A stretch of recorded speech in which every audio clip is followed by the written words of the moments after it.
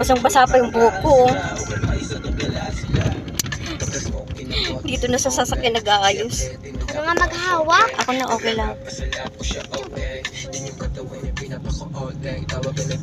Para man first na first pagdating doon. Ay, bagong ligo pa ako.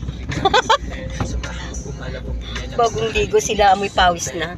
Ako, bagong ligo pa.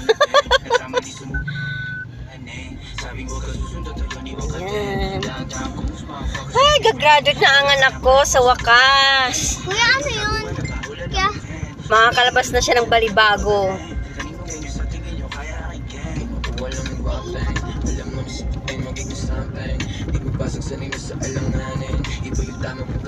Ano regalo ni Papa mo sa'yo na? Ay, 100. 100! Ano, kasi para maging 600, sa akin 660. Ah, ikaw nung regalo mo kay Kuya? Wala. Wala, may pera ka. Cash na lang daw sabi ni Kuya. Ice cream. Ay, sagot na ice cream. Wag mo na lang bawian ha. Sagot mo yung ice cream. Promise. Oh, promise. Yehey! Yun ang regalo ni Tintin kay Kuya niya. Ice cream. Ayun, promise yan ha. Isang galong ice cream. No. Aba, alam mo ito, 20. Alam mo, cornito. Sige.